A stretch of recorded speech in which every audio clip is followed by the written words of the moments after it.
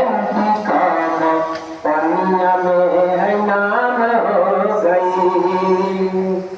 जो भी भाई किसी से काम करने जाता है प्लीज मोबाइल मत चलाइए, नहीं तो वही मोबाइल एक रोज हमारा दुर्घटना का कारण बन जाएगा।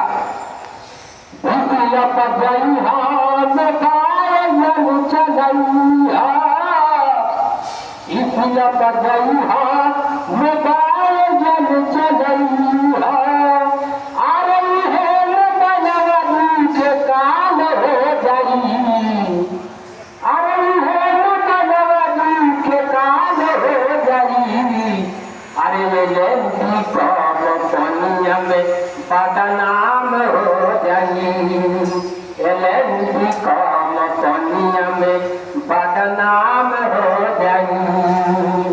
किसिला पर जाई हा मोबाइल जल चलाई हा, किसिला पर जाई हा मोबाइल जल चलाई हा।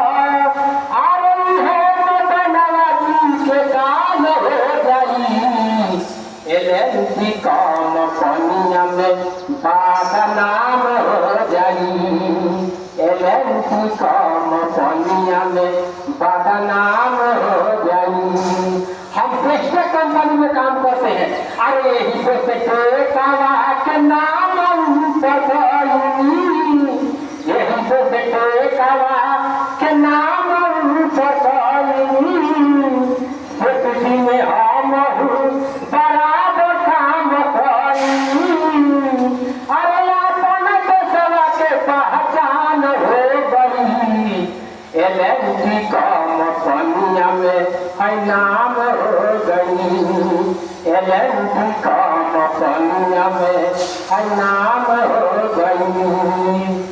देशा विदेशा के भैया ले बनाई बा, देशा विदेशा के भैया ने बनाई बा, खेती में काम करके रुपया कमाई बा। अरे अपन देशवा के पहचान हो गई, अरे अपन देशवा के पहचान हो गई, एलएनटी काम पनिया में है नाम हो गई, एलएनटी काम पनिया में है नाम